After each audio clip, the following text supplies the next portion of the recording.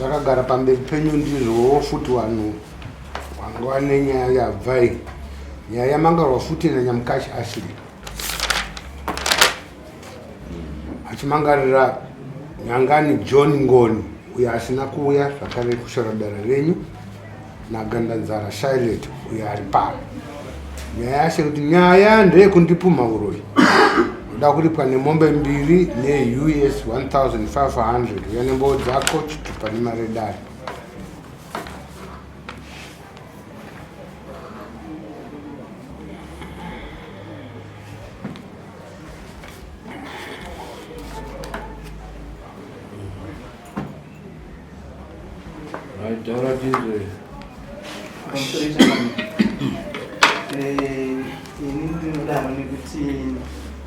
Mwana wangu paakaenda kumusha kwakwasha wangu akabva pamba nekutizira nekubva aenda achibva mwana wangu akanoita pamwiri ari kumusha kwawo pakabva mukwasha wangu asati vauya kumusha vachizivisa kuti ndiwane mwana wangu, asi kwakazouya mukoma, hanzi mukoma wemukwasha mwana wamaigurusisi, ndofunga ndio sisi wavashonga ndio ane mwana akauya ndokubva asvikona kupoterawo pamba paakapotera ndokubva asiya mari yake itsvagire kuno $30 ndokubva aenda. Ndikati aiwa hapana chakaipa, mukwasha adini, mukwasha auya. Saka kunyaya dzese dzamenge dzichitaurwa dzekunzi vakazonetsana, vakazotukana nemwana, vakazodii dzese chinhu chakandinetsa ndechoti mwana paakadzoka kumusha akasvika achirwara. Mwana asvika kumusha achirwara ndikamuti aiwa iwewe warume wako wakauya pano achitsvagire kuno munhu ndini ndinaye, saka munhu wandinoda pano ndinyangani kuti auya anditaura kuti aiwa baba ndadzoka nemwana nditi aiwa baba kudzoka kwandaita ndepekuti kumusha kwarume wangu wandandiro ndanzi mimi ndimi mune chikwambo chakauya muzukuru wenyu wekutanga yakabva iri nhumbu, saka ndinotabata mimba yandabatai kwanzi pamwe chikwambo chenyu chida kutodya kuti chii mwana yeye. Saka panguva iyoyo ndakafunga kuti pamwe kudai nawe kuti munhu akanga aine nhumbu vanhu vanogona kuchinjana mashoko zvakadii zvakapesana vakatadza kuwirirana, uye vanhu vakanetsana vanogona kutaurana mashoko anorema. Saka mwana takagashira ndikati pamwe mukwasha achadini achauya, mukwasha haana kusvika. Ndikatsvaga munyaya ndakamutsvaga inini munyaya iye pafoni nhamba dzake akabva andibloka kudaro ndakatora mwana ndikachengeta. Saka ndagara ndichichengeta ndakazonzwa kuti wakwasha wangu havana nyangana wakaenda kumusha kwakaroorwa mbuya mai vabereka mwana uyu, mbuya mumwe mwana uyu kumusha kwakaroorwa ndiko kwakaenda nana nyangani nenhumbi dzemwana wangu, asi nyangani akamboya musha mangu achindudza kuti munhu ndini ndinaye. Saka ndichizvitarisa ndakaona kuti mazuva anotaura akataura nemwana uyu nyangani anomarevesa, nekuti dai nyangani zvese zvaari kukudzai zvekuti ari kunetsana nemwana wangu akanetsana wakaita sei, ini handizvisivisa baba wake, handina zuva rimwe chete rekuti kune nhumwe yakambosvika musha wangu chinditi aiwa Nyamukashi mwana wako nemwana wangu kuti mwana wako totadza kugarisana naye, aiwa kwete chandakaona kuona mwana adini auye kwakuchitotakanzwa kunzi aiwa vari kutotakura nhumbi dzemwana wangu vachienda nadzo kumba kana mbuya abereka mai wemwana. Saka pakandiremera kubva mwana uyu aiberekwa kubva iri nhumbu, ndofunga kubva ine 3 months kusvika abereka kusvika paari baba hakuna kana munhu wakanyangana akati anoda kuona mwana. Saka ndakaona kuti mashoko avo akataura aya vaimarevesa. Saka ndasvika pamberi penichangamire kuti aiwa ndiri kuda kuti vandichenurewo pane chikwambo changu chainge chichitarisa kuti mwana wangu uyu abereke musha mangu. Ndosaka ndapamberi penichangamire. Ndinokupanzwisisa urikuti ndiani akataura nenhau yezvikwambo? Zvikwambo zviri kunzi vamwene nemwana wavo. Waitaura kunani? Waitaurira mukunda wangu pavamudzinga mushando nyaya wakadzinga naye. Zvakanzi chii uripo? Vakanzi kuti wewe uri kurwara une nhumbu uri kunyepa, takafamba tikanzwa kunzi chakaita kuti nhumbu yekutanga ibve ane chikwambo chababa vake ndicho chinodya vana, ndo zvachinogara chichitoita ende chasara next ndimhai musi wakandidzinga, asi murume wangu anga akambozvitaura madhezi andadzoka nana mbuya tichizogadziriswa paya akati ndo zvawanga wachindiudza kuti une chikwambo ndo chakaita kuti nhumbi yekutanga ibve saka ndo zvaucharamba ucheta and next anenge ava next target ndinini chichange chakuzorova ini kuti uri kuita nharo dzokugara pamukadzi wedu nemusi wakandidzinga ndizvo zvawakataura kati pana upagari uchandiurayira mwana une chikwambo chababa wako. Utambudzwa uri kutaura uchiti murume wako akambotaura iye achiti mai wangu vanodi wakandigadzira kuti ndisawane basa ndisawane chii uye iwewe ukataura futi umbowo wekuti kana uri pamba murume wako namai wako vanotandara kusvika 3 AM. Iwewe pavanotandara kusvika 3 AM unofunga kuti vanenge vachiitei? Because vanhu hamungatandarika vanhu kuti musvike 3 AM. ingozvitorawo kuti maybe chisuwo chekuti vanhu vangane 3 vasingaonani asi ndakazotanga kunetsekana ndakuna zvinoitika chete kana baba wasipo ndikuona kwachingotaura ndakatozomubvunza kuti koindau akati ndo zvanenchudzwa nzi musiyaenda ane chikwambo akarwadziwa achamienda. Ndichiona nyaya iyi ndeyekuti ndosaka mwana wacho ari kuramba kuuya nokuti apane secret iri kuigwa pakati apo saka pane makakatanwa mai nemunura vangavumirirana vari murume kana vachitandara nemwana kusvika 3 AM. Baba ndione wakupena runga saka mwana namai utandara cha 3 murora akarara kwake saka murora akarara kwake kuti vainge vachimunyonga vane zvavaizotaurawo kuti ane chikwambo saka mwana wavamuita kuti akazokora zvikukwere zvinhu nekuti mukadzi ari kumubvumba kuti utoona makunakuna nekuti kana uchitandara nemwana komana kusvika 3 AM munhu ane mukadzi wake akawanda baba ende baba wasipo ndiye muchitaura nyaya dzei mai nemwana kusvika 3 AM even kusvika 12 hanzi vanonyanya kudaro kana baba wasipo ndakatomboda kuti ndizvitaure ndikazeza ndikababa ndokusvika Audrey pane zvawatapanda kuti iwewe semunhu iwewe babawo wakanga wane umwe mukadzi newamwe wana wanawo ngoni murume wako mai wake ndeawaira warachichekopanda kuti kondisiwe iwe uri munhu akangwara pavanenge vari vachizevezera mumwe haumboendawo madziro kuti uone kuti kuzevezera kuri kuitwa kuti wakamira sei. chekurwadziwa nazvo ndakasvika pakutoisa maearphones ndikati azvavanotaura handinei nazvo nini zvinogona kundiwedzera stress saka ndaisa hangu maearphones ndoteerera music. Hapana zvawaita vaingotaura chete handitozivi but ndatongoziva kuti baba achingoti nhasi ndaenda zvatanga saka ndaingo ndikapedzawo kudya ndorongedza ndonoisa maearphones vari mubedroom vanenge vari mudining kumirawo mubvutawo zimba kuti zvaanenge ari kudarizvo murume wake iye ari kumbopiwawo ere bonde nemurume apa kuna mai. chaizoitika ndechekuti paanouya late aigosvikawo kurara nekuti kunenge kwaakuma 3 saka makusena ndo paaizondidhileya iye kuti iwo haubudi nekuti ndo wangu vachindinonotsa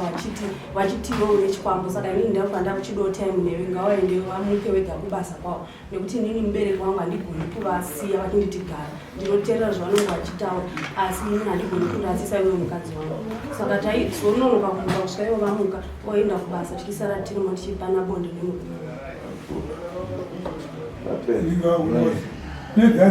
Iyo.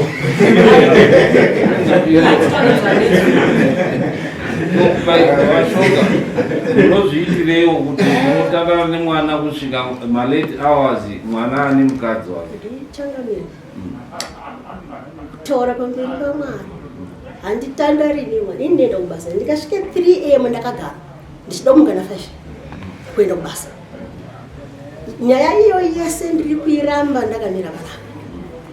handina musi waindaitandara nangoni waitononoka kuuya akauya ondohya sadza rake umo ende akandauya amwazoti handidi zvendoro handina kana zuva raaizomboggara mudining achibva ngofura kuenda because aidononoka kuya every day handina kana zuva 1 randakatandara nawe ndiri kuramba pamberi pemuchanganiro kuramba ndakashinga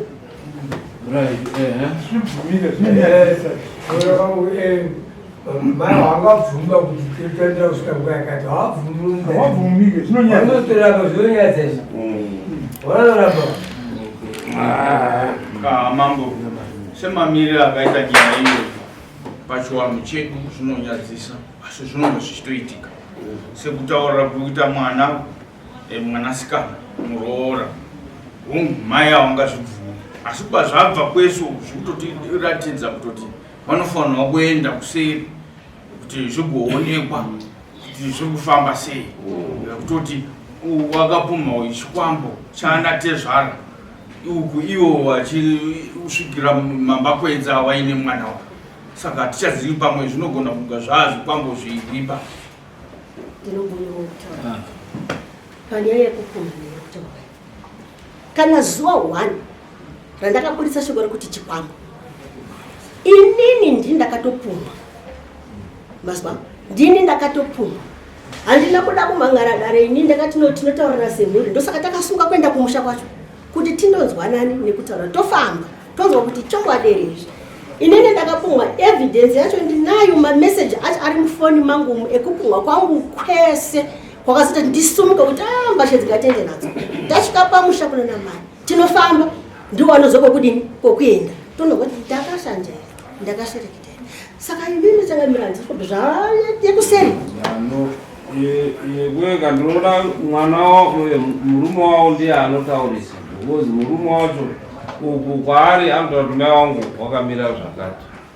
kwamuri anotaura kuti ari kuti zvakati nekuti ndiye honzeri iri kutaura makuru murume wake because kana achitaura zvakaipa kuti mai wangu wakaita zvakati oenda futi uku auya kwamuri sevanhu vanenge vari kutandara munoshaya nyaya motanga kutaura futi nyaya dzisina kudii kunaka mubvunzo wangu uri pakuti amweni vanotenderwa here kubata hembe dzemuroora kurongedza kuti akuisa mushambadzi mubvunzo wakanaka iwowo kuti ipapo pakakanganiswa kuti varongedze zvinhu but sekutaura kwataita saka ndavapa kuti ndiwo vanofanira kuti vabhadhare nekuti zvese ndiwo vanga vachiita pakundorongedza kuendesa pakundoita zvese ndo dare ratavabata ndo zvimwe zvacho zvatavabata padare rekutanga kuti ndiwo vanga vari responsible pakundoramba pakundoendesa hembe pakundodii pakuchengeta pakuita zvese ndiwo vari kudii vari responsible wakatumira $40 kuti enda unotitsine munhu dzasvika ya 30 unondoinyora iyo kuti wakatumira mari yekundoroora babaka ndizvozvo mataura muchitaura imimi kuti baba ndakatsanangura panyaya ye$40 maitaura yega yataura kuti mai vataura kuti baba wakavapa 40 ikazotaura kuti yakasvika iri seti yakadyiwa nekuti inini chandakatumira inzwai yakazoenda seti hani makarisivha seti saka zvekuti yakadyiwa tikazotumira imwe imwe futizonoda kutsanangura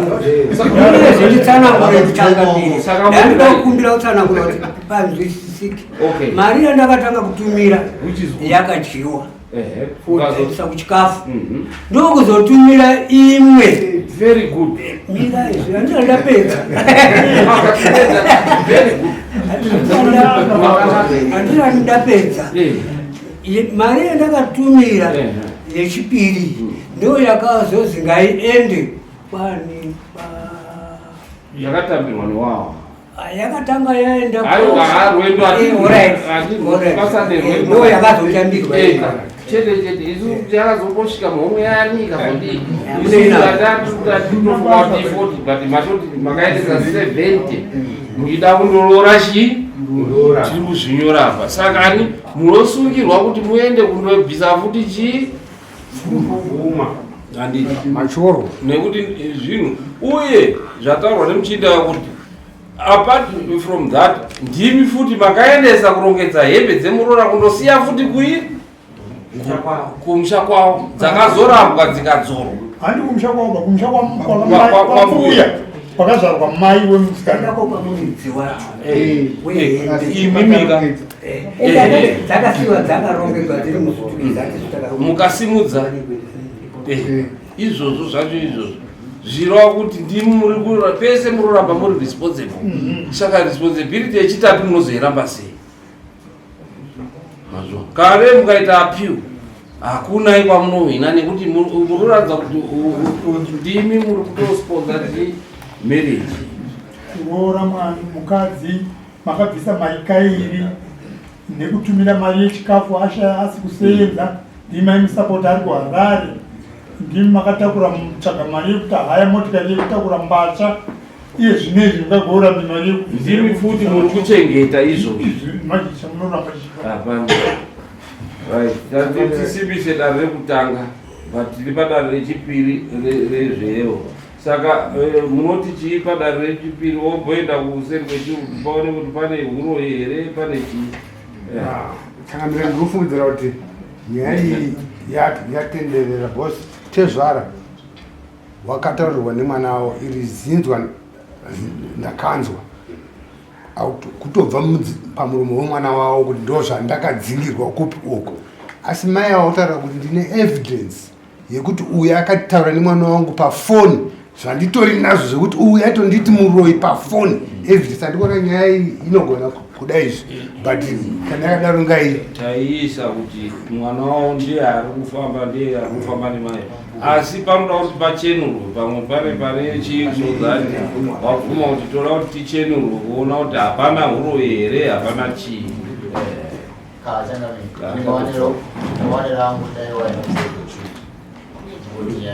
ndo zvatataura izvozvo zvamakudzokorera muri wairi kuti takatosvika kuti right I think wakabvuma kuti dai taenda kuseri kwechuru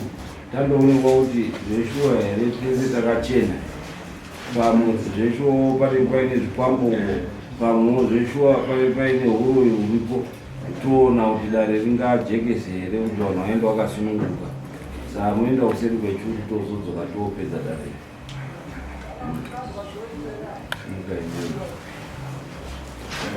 kukanganidzwa kwemashoko aro pane kukandidzana kwemashoko ari kuti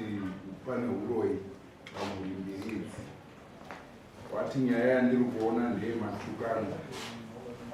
vakati pamwe vese hapana yemushonga waakabata hapana uroi chiremba wakati makuhwa ari kufamba ari kuita kuti mutukane muzoti pane uroi hapana uroi idzi inyaya dzekutangira mukudhuru chiremba wazoenderera mberi vachidzidzisa mhuri kuti mhuri inoda kugadziriswa nokumbirana kurengerera ndo zvakuda kwavachiremba vanoda kanseling imhuri inoda kanseling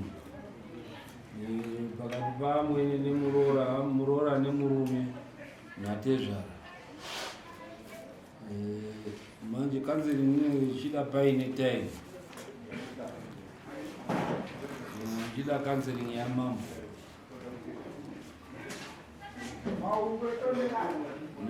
murora wenyu mutorunararamba kamurora kainga siponono mwana wenyu achaenda musango anoenda musango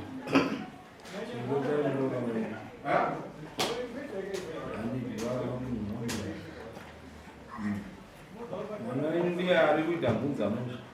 ari kuenda achinotaura mashoko akashata kumukadzi achienda achiuya achikutaurirai mashoko akashata kwamuri zvese izvozvo igonzerei mwana wenyu asi kuda kundotsvaga basa achinyatsosenza Ngati nokuda kuchengetwa manatsa mukana kuda kuchengetwa. Saka yepiri tinodismisa matukano ari kuita pamusha, saka hatingamboti chii mukwasha wenyu tamupa kuti abhadhare zvatamupa kuti abhadhare makosi tatati chii makosi edare tatati anobvisa chii Makosti tata kuti 100 90 chiisa 60 yatapinda dare repiri oisa iri 150 ndo anongoisa makosi enyu atezvara edare kuti mubhadhara nomupambo wenyu. Musaputse mhuri, itai kuti muvakidzane mhuri, but kuti munge mucheka panotoda counseling. Counseling inodiwa. Muda kuti timuite mbuya makona wako ndikatowadaidziwa mupinde kucounseling kwambuya makona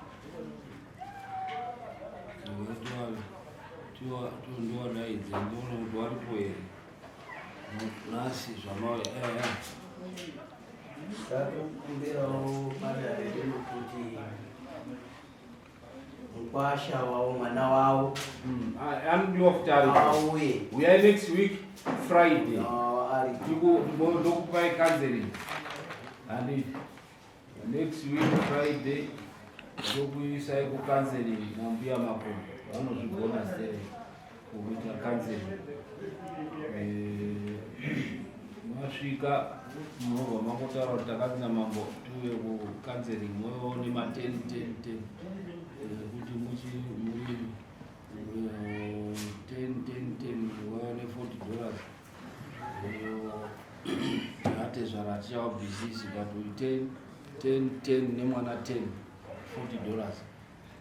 $40 mopa mbuya makoni mopinda mucounseling now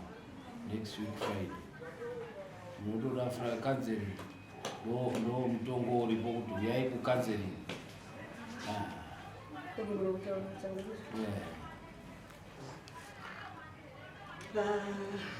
Dare richitongwa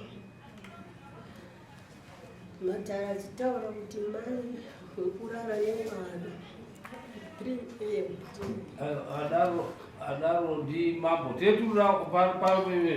investigation tinotaura zvinhu zvinorwadza kuti munhu adi yakayo investigation kana ndikabona kuchinokodzaakurara nemwana waya zita rangu inini rasvipiswa iro ranga risina hazvina kukura kuti munorara mwana muroranya asi yataura kudaro wafunga kudaro vatongi vemuno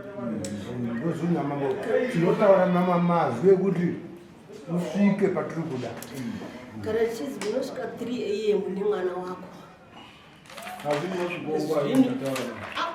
ndaramba warikuvasenza maoko zvese zvikuzvo ndazviramba kana ukona kutaura kuti ngachikude patika sakapoitika zita rangu rasviba ndada kutohwarirawo kuti chizita rangu richenwe ndotodawo kuripwa hapana matukano munoto mwana wenyu ndiye honzeri ndiye aitaura mashoko akaipa kumukadzi wake ndiye anouya achitaura mashoko akaipa kwamuri.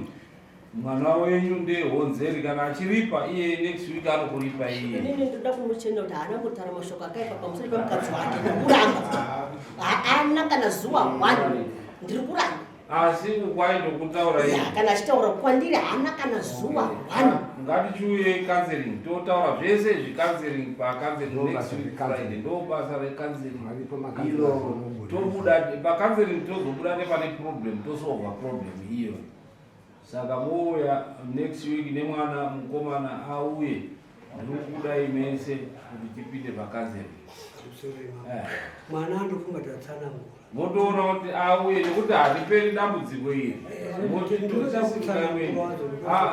mwana haarambi kuuya mai wacho wakamudaidzawo anotera mai wavo mwana namai nditsikanitsikiwo. Saka chakainoshinenyaya yekuti mai ndiwo ari kuti mwana aiwa ndati mimi daidzai mwana auye kana ari kuti handina mari kwaari unomutumira mari ndichaiwa nepo dzese dzandabhadhara idzi ndichadzitondoiwa nepo vanotengesa mbudzi kana munhu